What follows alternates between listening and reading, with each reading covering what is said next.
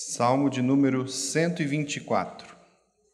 Enquanto os irmãos abrem, aqui a gente continua no nosso... Hoje, excepcionalmente, eu não vou tratar agora de manhã, normalmente nós estudamos a confissão, mas hoje, trazer essa meditação nesse Salmo de Davi, é mais um dos salmos de romagem, dos cânticos de romagem, ou dos cânticos de peregrinação, aquele grupo de salmos que vai ali do salmo de número 120 até o de número 134, que são salmos que o povo de Israel, de forma comunitária, eles entoavam, eles cantavam, especialmente quando eles estavam em peregrinação das suas casas até o templo de Jerusalém, quando eles iam para cultuar o Senhor nas 3 grandes festas de Israel. Então nós temos esse grupo de salmos que eram comumente cantados nesse período do ano, e nessas viagens. É importante a gente lembrar isso porque a gente tem que se imaginar no contexto em que não só o salmo foi escrito, mas no contexto em que o povo usava para fins de adoração. Então, não que ele só fosse entoado nesses momentos, ele era entoado também em outros momentos, ele era cantado, ele era meditado, mas nesse momento específico em que o povo, como um todo, subia a Jerusalém, eles lembravam de muitas coisas. E a gente vai perceber, a gente já tem percebido, a gente tem trazido alguns desses salmos para os irmãos há algum tempo, que são salmos que falam de muitas coisas, de alegria, de gratidão, alguns de tristeza, de desprezo, de medo. Então, são coisas que dizem muito ao povo naquela época, mas dizem a nós também, por isso que eles estão no cânon, por isso que eles estão na palavra, porque servem para nós também. E aqui a gente tem um ponto que é interessante, que esse salmo de número 124 é um dos poucos que a gente tem o relato aqui dentro desses salmos de romagem, que nós sabemos a autoria. E nesse caso aqui, quem compôs esse salmo, inspirado pelo Espírito Santo, foi Davi. Quando a gente sabe quem escreveu, fica muito mais fácil para a gente meditar e pensar naquilo que ele estava pensando quando escreveu, porque somente Davi, a gente tem muitos relatos da vida dele. Vamos ler esse salmo, irmãos, depois nós vamos orar mais uma vez. Deus, o nosso protetor e libertador. Não fosse o Senhor que esteve ao nosso lado, Israel que o diga, não fosse o Senhor que esteve ao nosso lado quando os homens se levantaram contra nós e nos teriam engolido vivos, quando a sua ira acendeu contra nós. As águas nos teriam submergido e sobre a nossa alma teria passado a torrente. Águas impetuosas teriam passado sobre nossa alma. Bendito o Senhor que não nos deu por presa aos dentes deles. Salvou-se a nossa alma como um pássaro do laço dos passarinheiros. Quebrou-se o laço e nós nos vimos livres. O nosso socorro está em o nome do Senhor, Criador do céu e da terra. Vamos orar mais uma vez. Senhor, eu quero te agradecer porque o nosso socorro está no Senhor. Eu quero entregar, Pai, em Tuas mãos as nossas vidas, Senhor. Clamar, Pai, para que Teu Espírito Santo ministre a cada um de nós, Senhor, a cada um de nós a Tua palavra, para que possamos reconhecer, Pai, o tamanho do livramento operado pelo Senhor. Não só na vida daquele povo de Israel, mas na nossa vida também. Que o Senhor fale aos nossos corações, que o Senhor quebrante os nossos corações, que o Senhor esteja nos guiando em tudo, Pai. Que nada seja pela nossa vanglória, pela nossa soberba, pelo nosso orgulho, Senhor, mas que seja tudo pelo Teu amor, pelo Teu cuidado, pela Tua misericórdia para conosco, Pai. Derrama da Tua graça aqui nessa manhã, para todos aqueles que estão ouvindo, Pai, que o Teu nome seja glorificado, Pai. Em nome de Jesus, amém. Irmãos, então assim, aqui nesse texto, nós acabamos de lê-lo, e nós vamos ver que Davi, ao escrever, e o povo, enquanto entoava esse texto, eles se lembravam de alguma situação em que eles estavam praticamente a ponto de ser destruídos, mas que o Senhor foi e operou um livramento na vida deles. Para nós, quando a gente sabe que Davi escreveu esse salmo, e quando a gente vê aqui eles não falam exatamente qual momento da história de Israel ou da vida de Davi é que ele está fazendo referência aqui. O fato é que, pela forma como ele escreve, a gente percebe que o livramento operado pelo Senhor nessa situação a que eles estão fazendo referência foi um livramento muito grande. É aquele tipo de situação em que, aos olhos do mundo, aos olhos da racionalidade, aos olhos do homem, se você ou eu estivéssemos lá vendo a situação em que o povo de Israel estava naquele momento, prestes a ser destruído, e nós olhássemos, nós talvez olharíamos e diríamos assim, agora não vai ter jeito, eles vão ser destruídos, não vai sobrar ninguém. Mas o Senhor foi lá e livrou. Quando a gente sabe que Davi escreveu, a gente pode pensar, a gente conhece bem a história de Davi por conta da palavra, né, registrado vários eventos da vida dele, a gente lembra de diversos momentos da vida dele em que ele obteve livramentos dessa natureza. O mais famoso, quando aquele embate dele com Golias. É um embate ali que, aos olhos do mundo, se eu e você estivéssemos lá naquela hora, um momento antes daquela luta, olhássemos Davi, olhássemos Golias, e não soubéssemos do resto da história, e não soubéssemos quem era o Deus por trás dos dois, nós diríamos o quê? Aquele rapazinho ali vai morrer, não vai sobrar nada dele. Um homem daquele tamanho, um homem de guerra como Golias, não vai sobrar nada. Mas o Senhor operou livramento ali. Isso aconteceu não só uma, mas várias vezes na vida de Davi. A gente percebe, por exemplo, quando o filho dele, Absalão, o depõe, né? E ele foge de Israel naquele momento. E ali, se não fosse o Senhor confundir o conselho dos conselheiros de Absalão, naquela noite Davi teria sido morto. Mas o Senhor, aprove o Senhor mais uma vez operar livramento na vida de Davi. Quando ele estava fugindo de Saul, quantas e quantos livramentos que foram operados na vida de Davi ali. Coisas assim que, se a gente fosse falar aos nossos olhos, fala, não, agora ele morre. Mas ele não morreu. Por quê? Porque o Senhor, com a sua mão poderosa, operou livramento. Mas eu, particularmente, quando eu vejo esse texto, eu me lembro de um outro evento, de um outro grande evento que diz respeito não só a Davi, né? Porque tudo isso que eu falei para vocês de Davi, Davi ali estava falando em nome do povo, porque ou ele era rei, ele representava o povo, né? Ou quando ele estava lutando contra Golias, ele não era rei ainda, mas aquela luta, quem vencesse, venceria a guerra. Então ele representava também Israel. Mas o evento que talvez seja o maior símbolo do grande livramento de Deus para o povo de Israel, qual que é? É o Êxodo. E quando eles faziam essas viagens, né, uma delas, inclusive, era para comemorar o quê? A Páscoa. Então, quando a gente lê um texto como esse, na minha cabeça, pode ser qualquer uma dessas referências que eu fiz, mas na minha cabeça vem muito claramente o livramento que o Senhor operou ao tirar o povo de Israel do Egito com mão forte. Irmão, se a gente para pensar naquele contexto, eu fiquei meditando nesse texto já há alguns dias, a gente lembra, todo mundo conhece a história. Todo mundo conhece a história. Então, o povo de Israel fugindo ali pelo deserto, de repente eles percebem os egípcios atrás deles, e eles se deparam com o mar, e Moisés abre o mar, e eles atravessam.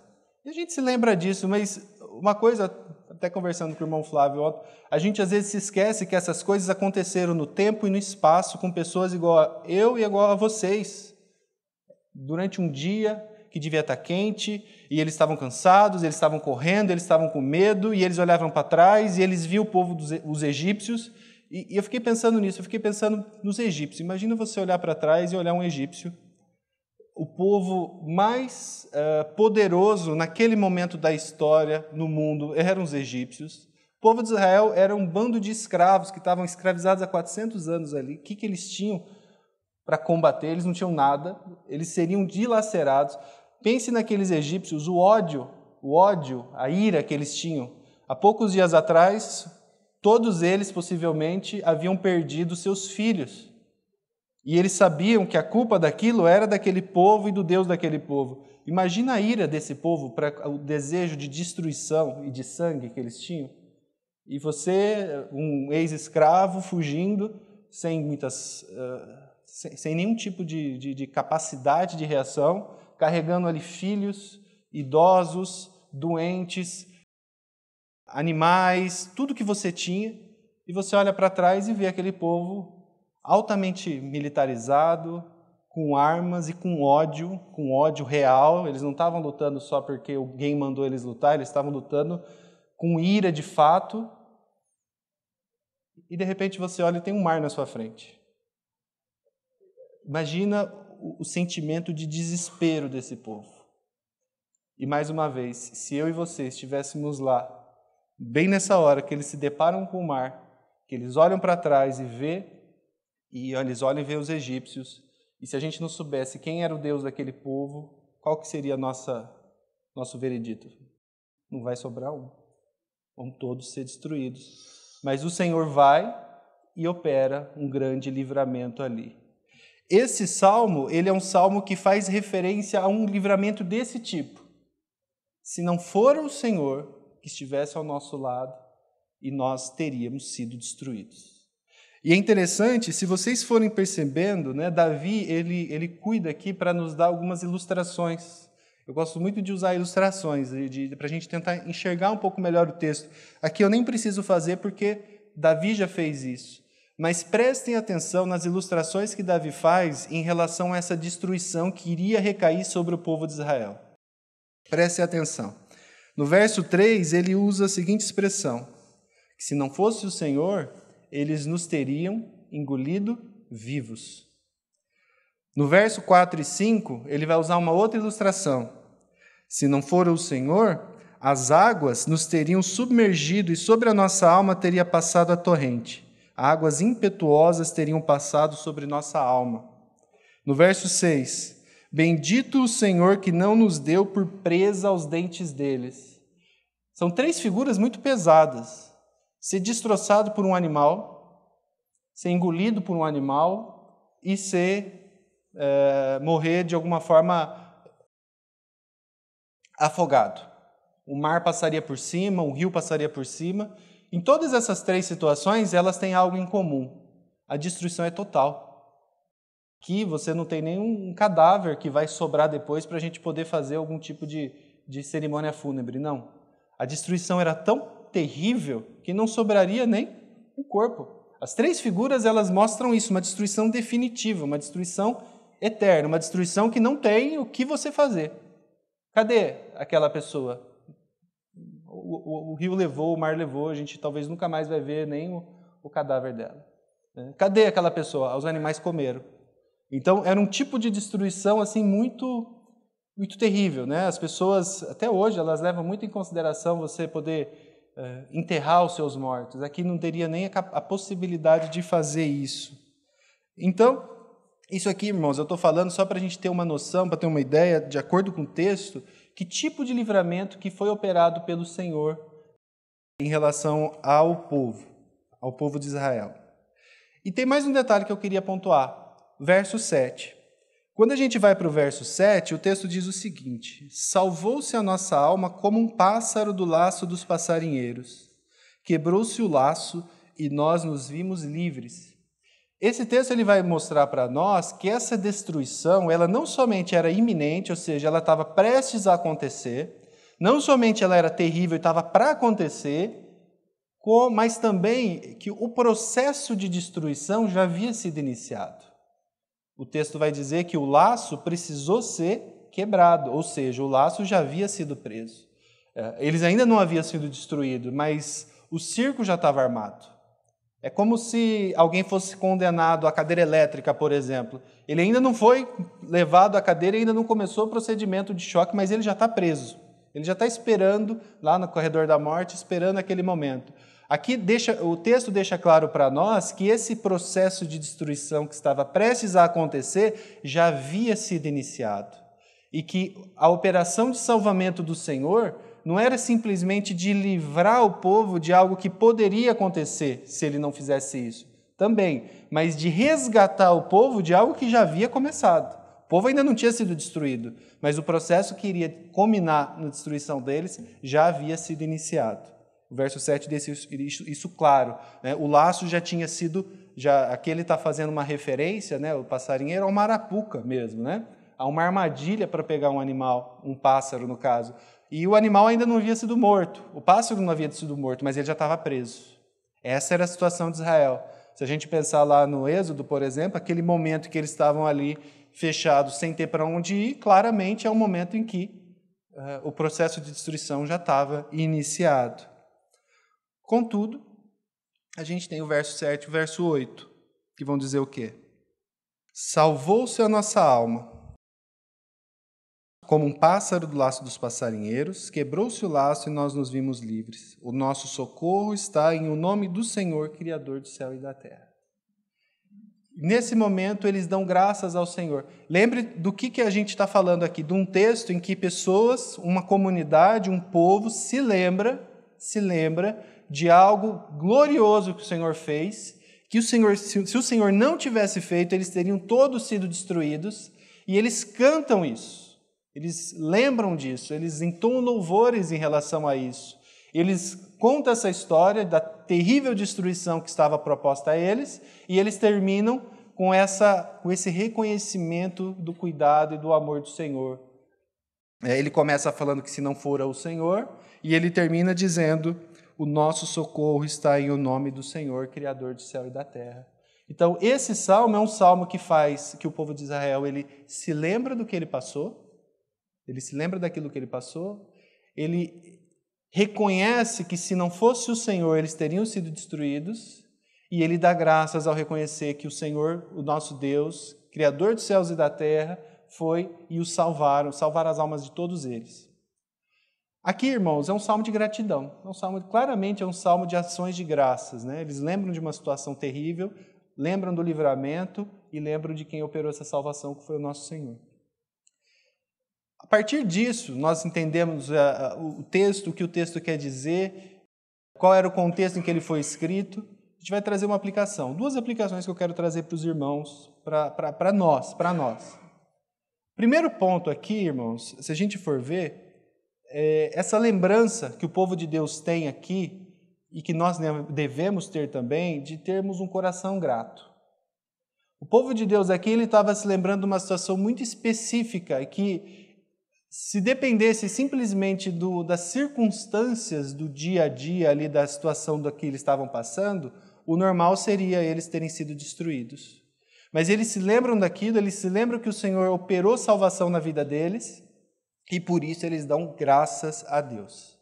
Isso é algo, irmãos, que diz respeito a nós, porque todos nós aqui temos motivos os mais variados para darmos graças a Deus todos os dias.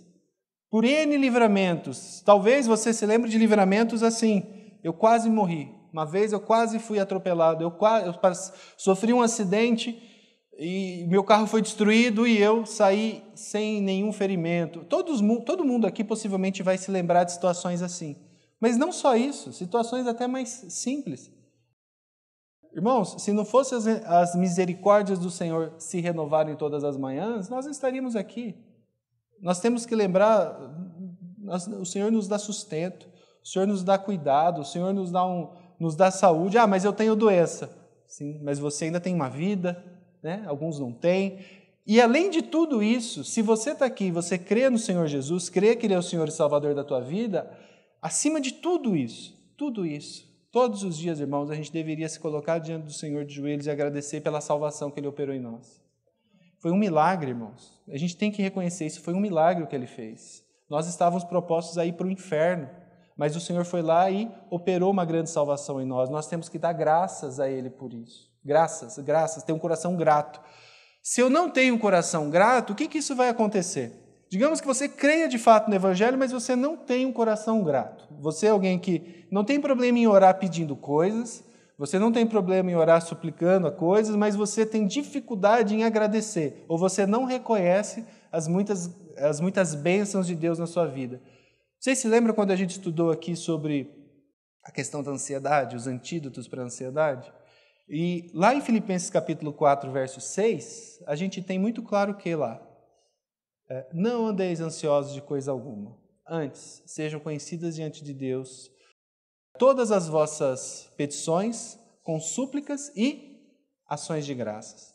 Uma pessoa que não tem um coração grato ao Senhor, que não reconhece que o Senhor é aquele que te dá tudo aquilo que você tem, é um coração que inevitavelmente será ingrato, inevitavelmente será ansioso.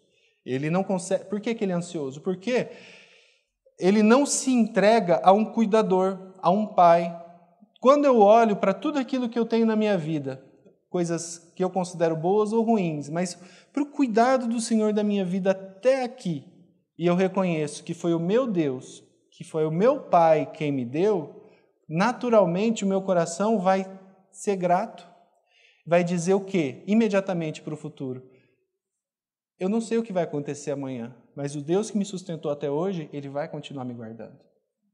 Quando a gente não tem um coração grato, naturalmente você não vai ter esse pensamento, porque você esquece o passado. Você já foi livrado de N situações de doença, N situações de doença de filhos, N situações de problemas financeiros. Deus já te livrou de diversas vezes, mas você esquece tudo isso. E aí você está diante de uma situação nova, que às vezes é até menor do que a que você já passou lá atrás, e você fica com medo. Será que Deus vai me ajudar agora? A gente não lembra daquilo que Ele fez. Então, um coração grato é um coração que vai ser um coração leve. É um coração leve, é um coração tranquilo, porque é um coração que reconhece que eu estou nas mãos do meu Senhor. Esse é o primeiro ponto. Como povo de Israel, naquele momento, nós devemos também ter esse coração de gratidão, gratidão ao Senhor. E agora o segundo ponto que eu queria tratar com os irmãos.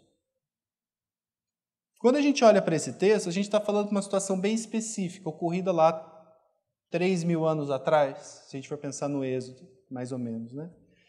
E a gente olha que bacana, né? A gente aprendeu aqui uma lição muito valiosa, né? Aquele povo passou por um grande livramento e o Senhor operou salvação e depois eles ficaram se lembrando desse livramento e dando graças a Deus. Então nós temos que dar graças a Deus. Certo? Certo. Mas, irmãos, eu quero que vocês pensem o seguinte. Pense no povo de Israel.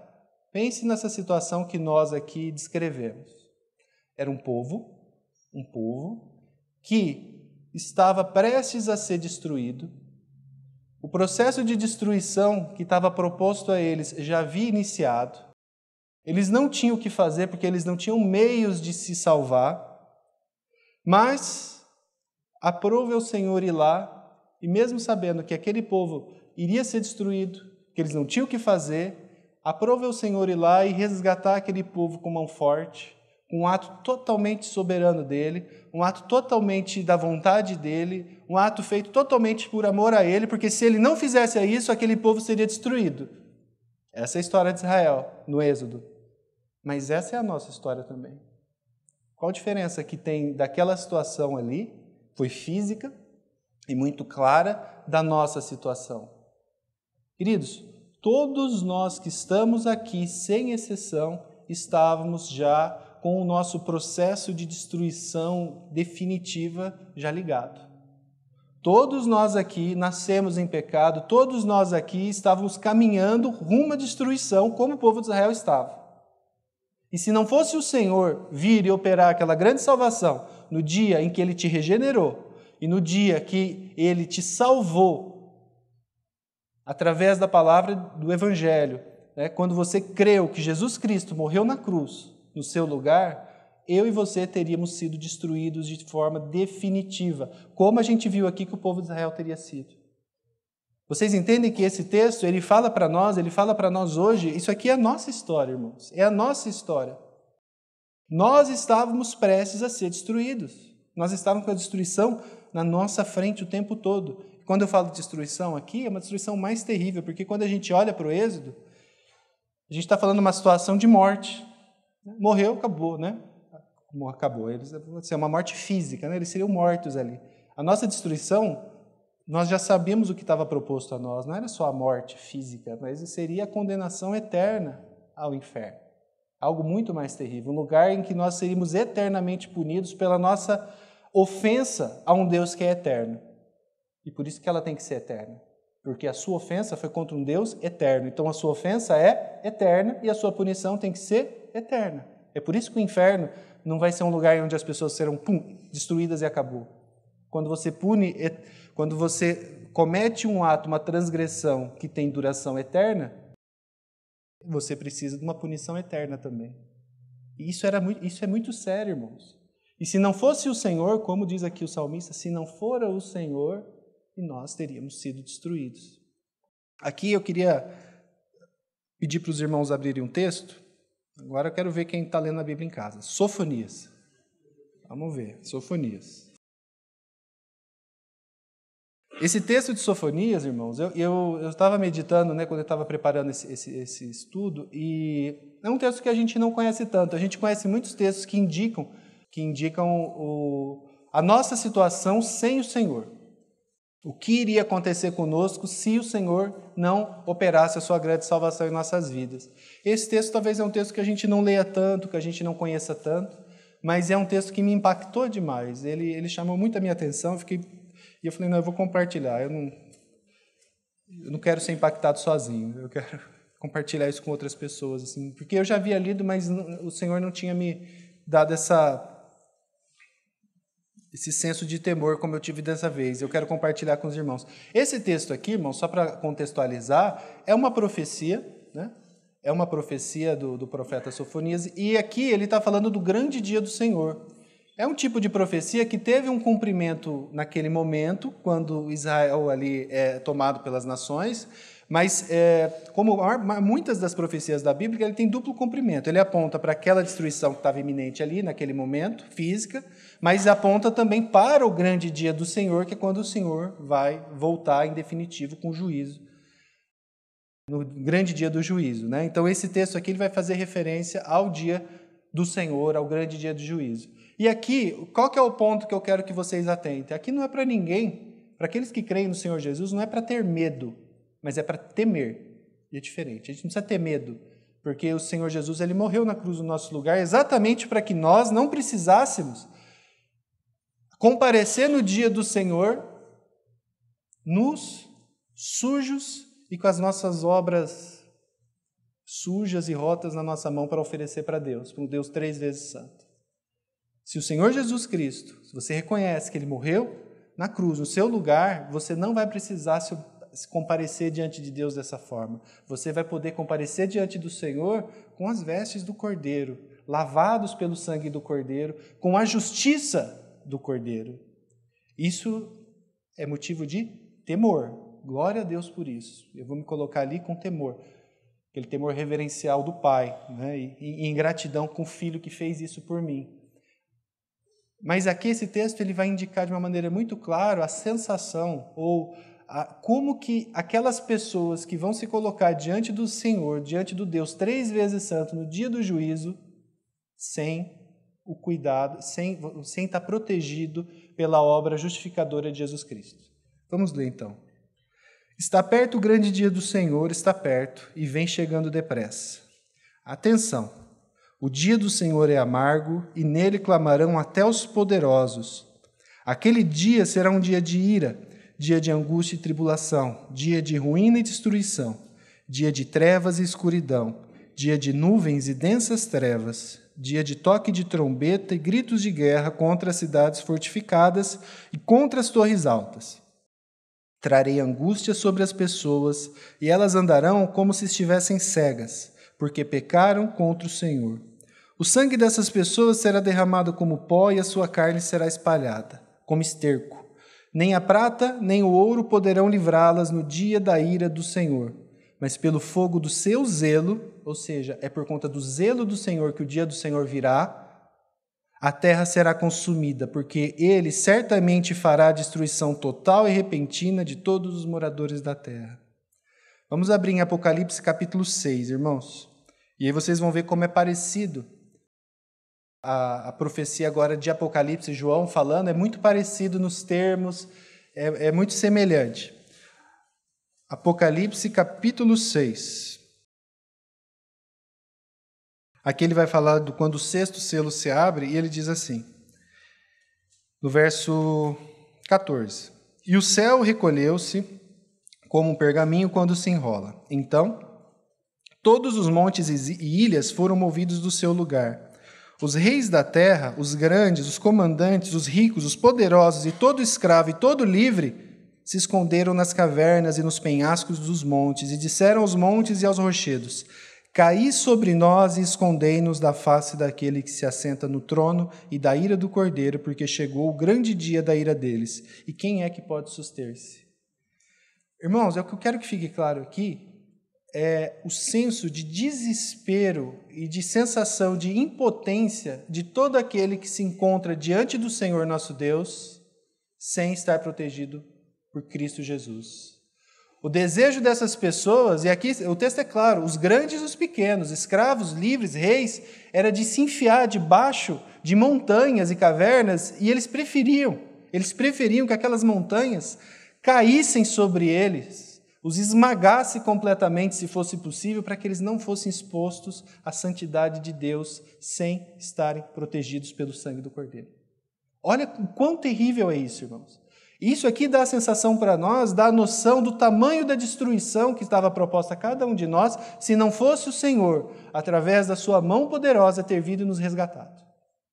Então é algo que tem que ser muito claro para nós. A destruição era iminente para cada um de nós, para todo aquele que nasceu em pecado, e nós cremos e nós sabemos que todos nós nascemos em pecado. Mas para todos nós está oferecido essa salvação. Se há alguém aqui que tem esse medo, que ainda não tem certeza, que ainda não tem a convicção da parte do Senhor, de que o Senhor Jesus Cristo já o revestiu com a sua justiça, já o lavou com o seu sangue, meus irmãos, sabe qual a única coisa que você precisa fazer para que você passe a fazer parte desses que foram justificados, para que esses que estão cobertos com essa justiça, que não vão precisar, no grande dia do juízo, pedir para uma montanha cair sobre si, porque eu não posso ver o Senhor? Crê que Jesus Cristo um dia te salvou. Crê que você estava incluído com Ele lá na cruz, na morte dEle, que você estava incluído na ressurreição dEle. É isso que você precisa fazer. Você não precisa dar dinheiro para ninguém, você não precisa fazer penitência, você não precisa fazer nada, você só precisa crer, porque Ele fez tudo. Ele fez tudo. Nossa salvação é pela graça, pura graça, totalmente dEle, através da fé. Creia. Se você crê, você será salvo. Isso é uma promessa dele, isso não é uma promessa minha, é uma promessa dele. Ele já fez tudo. E ele deixou isso à disposição de todo aquele que nele crê. E aí a gente vai para Efésios. Vamos abrir lá Efésios capítulo 2? Efésios 2, a gente vai ler do verso 1 até o verso 6, e aí a gente vai ver de que forma que o Senhor nos encontra, de que forma o Senhor nos enxerga, aquilo que estava proposto a nós e o que o Senhor faz na nossa vida. Nesse texto deixa muito claro, nesses poucos versos aqui. Efésios capítulo 2, de 1 a 6. O texto diz: Ele lhes deu vida quando vocês estavam mortos em suas transgressões e pecados, nos quais vocês andaram no outro tempo, segundo o curso deste mundo, segundo o príncipe da potestade do ar, do Espírito que agora atua nos filhos da desobediência. Entre eles também nós todos andamos no passado, segundo as inclinações da nossa carne, fazendo a vontade da carne e dos pensamentos, e éramos, por natureza, filhos da ira, como também os demais. Então aqui fica muito claro que Deus nos chamou não é porque a gente era bonzinho, nós éramos os filhos da ira, amávamos a desobediência, amávamos fazer aquilo que desagradava a Deus, a gente amava seguir o príncipe da potestade do ar. Essa era a nossa situação quando Deus nos encontrou. E se essa for a sua situação hoje, entenda, com um texto como esse, é a situação de todos. Não existe alguém que possa chegar diante de Deus e falar assim: o meu pecado, o Senhor não sabe o que eu fiz. Ele sabe, e a salvação dele é proposta a todos aqueles que nele crê. Não existe nada que seja tão difícil, nenhum pecado que seja tão grave nesse sentido aqui, que o Senhor não possa curar através do sangue de Jesus Cristo. E ele continua no verso 4. Mas Deus, sendo rico em misericórdia, por causa do grande amor com que nos amou, e estando nós mortos em nossas transgressões, nos deu vida juntamente com Cristo. Pela graça vocês são salvos. E juntamente com Ele nos ressuscitou e com Ele nos fez assentar nas regiões celestiais em Cristo Jesus. Amém, irmãos? Nós precisamos ter isso muito claro na nossa mente. A gente vai voltar agora para o texto do Salmo 124. E eu quero reler ele e eu quero que vocês tenham em mente isso. Como que o Senhor pegou nós, pecadores, culpados, merecedores da ira santa dele, como o texto lá de Sofonias diz, o zelo dele. E ele vem e com a sua mão poderosa ele opera a salvação em nossas vidas. E nós somos salvos por um ato dele. E por isso a gente tem que ser grato. Salmo 124. E aqui é uma oração minha agora, irmãos. Que seja uma oração de vocês também. Se não fosse o Senhor que esteve ao nosso lado, Israel que o diga, se não fosse o Senhor que esteve ao nosso lado quando os homens se levantaram contra nós e nos teriam engolido vivos, quando a sua ira se acendeu contra nós, as águas nos teriam submergidos e sobre a nossa alma teria passado a corrente. Águas impetuosas teriam passado sobre a nossa alma. Bendito o Senhor que não nos deu por presa aos dentes deles. Salvou-se a nossa alma como um pássaro do laço dos passarinheiros. Quebrou-se o laço e nós nos vimos livres. O nosso socorro está em o nome do Senhor, Criador do céu e da terra. Graças a Deus, irmãos, porque o nosso socorro está nele, não está em nós. Se estivesse em nós, irmãos, a gente teria muitos motivos para nos desesperarmos, né? Não teria penitência, não teria o que fazer. Seria uma vida de desespero mesmo. Mas graças a Deus Ele tem nos revelado dia após dia que a nossa salvação está no nome do Senhor.